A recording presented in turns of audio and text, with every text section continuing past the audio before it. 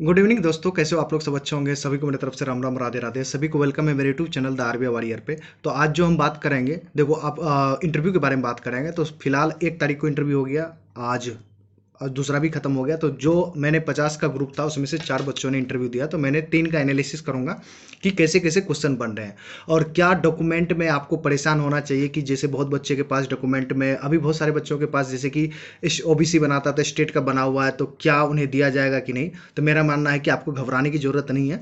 जैसे आप में कोई भी डॉक्यूमेंट कमी है या आपके मार्कशीट में कमी है या आपने स्टेट का ओबीसी बना लिया या स्टेट का ईडब्ल्यूएस बना लिया, तो घबराने की ज़रूरत नहीं है। आपको दिया जाता है वहाँ पे, बस एक डिक्लेरेशन फॉर्म भरवा लिया जाएगा आपसे। बट वो जब फाइनल आपका सिलेक्शन होगा तो वहाँ पे भी डॉक्यूमेंट वेरिफिकेशन, तो आपको वहाँ पे दिखाना पड़ेगा सेंट्रल का। और जो डॉक्यूमेंट मिस है तो वहाँ पे भी दिखाना पड़ेगा, ठीक है। तो ये जो बच्चे हैं, ये 3 बच्चे बिहार में था, दक्षिण बिहार ग्रामीण बैंक में इंटरव्यू चल रहा था, जहाँ पे हेड ऑफिस है वहाँ पे पटना में, ठीक है। पेट्रोल पंप का है, कांटी फैक्ट्री है, वहाँ पे हो रहा था, ठीक है। तो सबसे पहली बात करते हैं सुजीत जी का, बात करते हैं। कल ही इंटरव्यू हुआ था, तो मैं कल नहीं दे पाया था, थोड़ा सा मैं बिजी था। तो सुजीत जी हमारे बिलोंग करते हैं जमुई डिस्ट्रिक्ट से, ठीक है। तो बट ये शायद फोर्थ क्लास तक इनका जमुई में स्टडी हुआ। बट इनके पिताजी छत्तीसगढ़ में जॉब स्टार्ट हुआ, तो ये लोग सब पूरा फैमिली वहीं चले गए, तो उनका पढ़ाई वहीं से हो गया। तो उन्हीं के बारे में पूछा कि पिताजी क्या करते हैं। तो पहला उनसे, तो देखो इन तीनों बच्चे में इंट्रोडक्शन नहीं हुआ, सेल्फ इंट्रोडक्शन के बारे में कुछ नहीं हुआ। तो सिर्फ बोला कि आइए बैठिए। इसके बाद इंटरव्यू स्टार्ट हुआ। तो सुजीत जी से पहला क्वेश्चन पूछा गया कि आपका सब्जेक्ट किया है, किस चीज़ से ऑनर्स किया है। तो बोला कि मैं बीसीए करा है, तो उसका बीसीए का फुल फॉर्म बोला। दूसरा चीज़, ठीक है। उसके बाद बीसीए से एक वहाँ पे क्रॉस क्वेश्चन उनसे किया गया कि बीसीए से ऊपर का डिग्री क्या होता है। तो उसने बोला कि एमसीए होता है। तो उससे फुल फॉर्म नहीं पूछा। फिर पूछा कि आपके जो जमुई डिस्ट्रिक्ट है, तो उनके आपके जो विधायक हैं उनका नाम बताइए। तो वो पढ़ के गया था, उसने बता दिया, ठीक। उसके बाद पूछा कि व्हाट इज बैंक, ठीक है। उसके बाद पूछा कि, और बैंक के बाद उससे पूछा, फिर सब्जेक्ट पे वापस आ गया। तो मैम उससे पूछने लगा कि देखो कंप्यूटर से किया था वो बीसीए। उसके बाद क्या था, उससे पूछा कि व्हाट इज एचटीटीपी का फुल फॉर्म बताओ। फिर उसने पूछा, जब उन जवाब दे दिया तो एक क्रॉस क्वेश्चन सर ने फिर पूछा कि एचटीटीपी एस होता है, तो ये एस और में डिफरेंस किया है। तो वो फिर बता दिया उसका। फिर ऐसे ही एक दो क्वेश्चन और पूछा था उससे, मतलब सब्जेक्ट पे ही क्वेश्चन पूछा था, मैक्सिमम सब्जेक्ट पे। 2 क्वेश्चन उससे शायद बैंक पे पूछा कि रेपो रेट कितना है, सीआरआर कितना है, तो ये सब पूछ लिया। व्हाट इज बैंक, बैंक क्या होता है, तो वो पूछा था।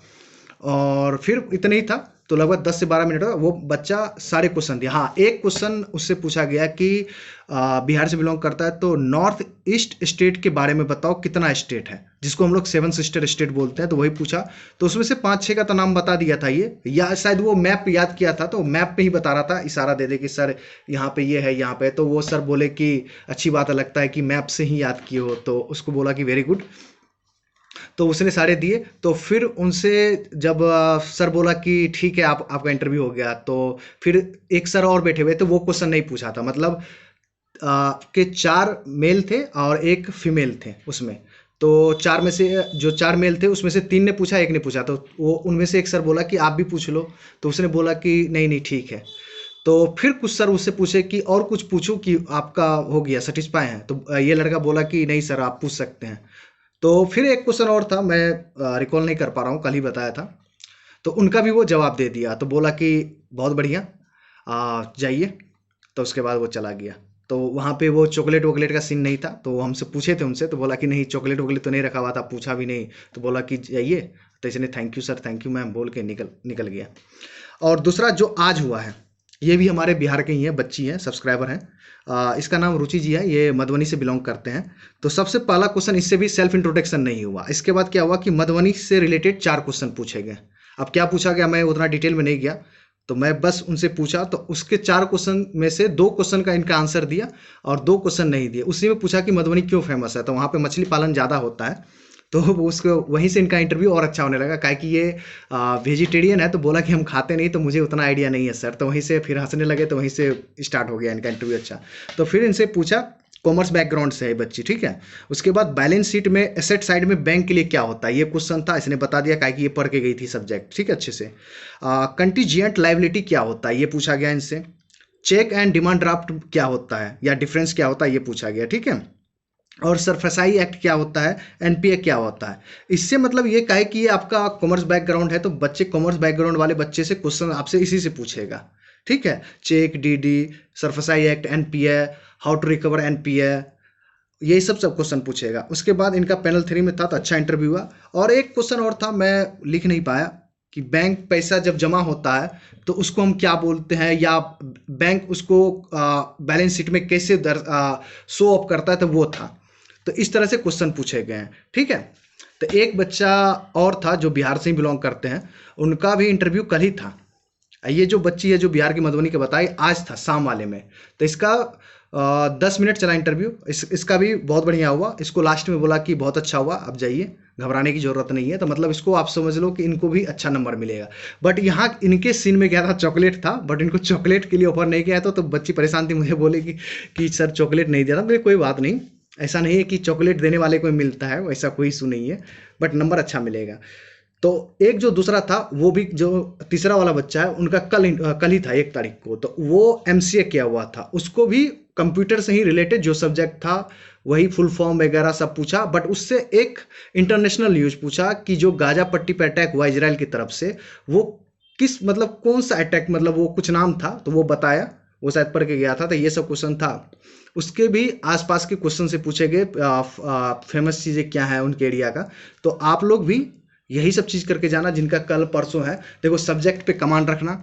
बैंकिंग नॉलेज मैं देख रहा हूँ कि अभी 2 दिन इंटरव्यू, तो बैंकिंग डीप में नहीं जा रहा है। ये जो कॉमन क्वेश्चन है, cheque, DD, SARFAESI act, NPI, ये सब ऑलरेडी मैंने करवा दिए थे आप लोगों को, कर भी लिए होंगे। और मेरा मानना है कि आप अपने स्ट्रीम पे फोकस रखिएगा थोड़ा सा, कहे कि स्ट्रीम पे ही सब्जेक्ट पूछेंगे। और इस बार जितने बच्चे से बात हो रहा, तो पैनल बहुत ही शानदार है और बहुत ही बढ़िया से बात करते हैं। आप क्वेश्चन का जवाब नहीं देते वो बता भी देते हैं उसका आंसर बाद में। मान लीजिए आप फंस गए तो वो फिर उसको हिंट दे के या थोड़ा बता के आपको क्लियर कर देते हैं। तो इस बार बढ़िया चल रहा है, तो देखो आगे क्या होता है। ठीक है, तो जो भी आगे इंटरव्यू देंगे आप लोग, तो थोड़ा सा ख्याल रखिएगा कि डॉक्यूमेंट नहीं भी है तो परेशान होने की ज़रूरत नहीं है। बट ऐसे नहीं कि जाके सीधे बोल देना कि मैं परेशान नहीं हूँ, बट वहाँ पे शो करना है कि सर ऐसे आपको एक्सक्यूज देना है। ठीक है, कि सर ये था, ऐसा था तो हो गया। तो वो फिर आपसे डिक्लेरेशन फॉर्म भरवाएगा और वो फाइनल में दिखाना है। तो आपको कुछ क्वेश्चंस का आइडिया आ गया होगा कि बैंकिंग में से कहाँ आ रहे हैं क्वेश्चंस, और जो आपके स्ट्रीम है जिससे आप ऑनर्स किए हैं या एमएससी वगैरह किए हैं, तो वहाँ से क्वेश्चन बन रहे हैं। तो थोड़ा सा आप ध्यान रखिएगा। अब मैथ वाले बच्चे परेशान नहीं हुए, आपको फार्मूला ज़्यादा पूछेगा। हाइपो जैसे, हाँ, उस बच्चे से जो तीसरा बच्चा था उससे पूछा था कि क्या था, मैथ का क्वेश्चन था यार, वो मैथ में यूज होता है उसके कंप्यूटर में।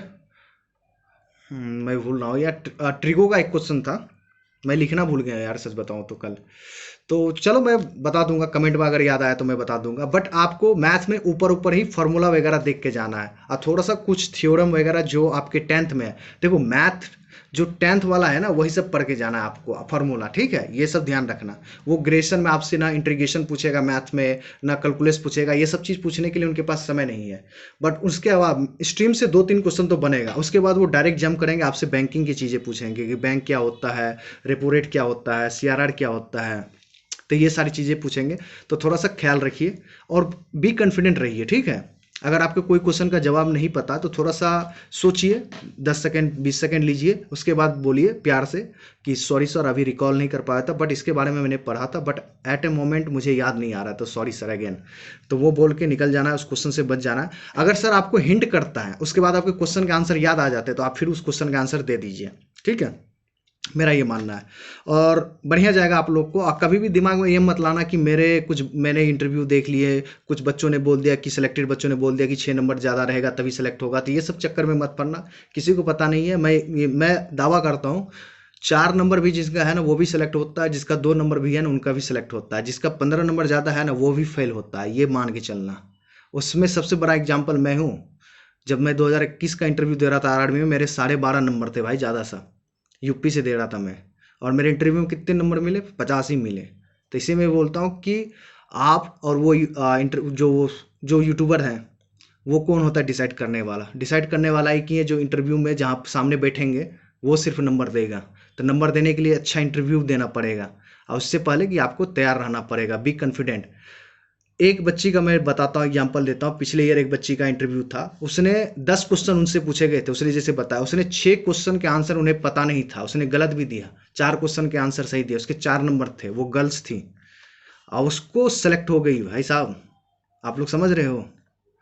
तो ऐसा नहीं है, वो डिपेंड करता है कि क्या उसका मूड स्विंग स्विंग है उस टाइम में। इंटरव्यू वाले का मूड खराब होगा ना, आपका इंटरव्यू अच्छा भी जाएगा ना, तो वो 45-40 दे के निपटा देगा आपको। अगर आप उनका मूड अच्छा हुआ और खराब भी इंटरव्यू जाएगा ना, तो वो नंबर भर के दे देगा। तो कौन किसको क्या पता है, तो ये छोड़ दो। कौन क्या बोल रहा है यूट्यूब पर, बोलने दो, बोलने वाले तो बहुत हैं और मुझे भी बोलते हैं लोग, तो बोलने वाले का तो कोई चुप करा सकता है, सबकी आज़ादी है।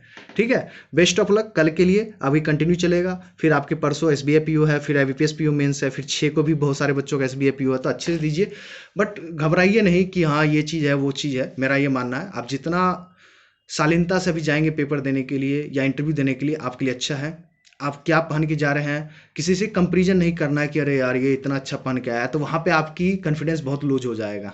ये सब चीज़ नहीं देखना है, वहाँ पे सोचना है कि आई एम द बेस्ट, मेरा कपड़ा सबसे बढ़िया है, मैंने सब अच्छे पहन के आया है, बस और कुछ नहीं।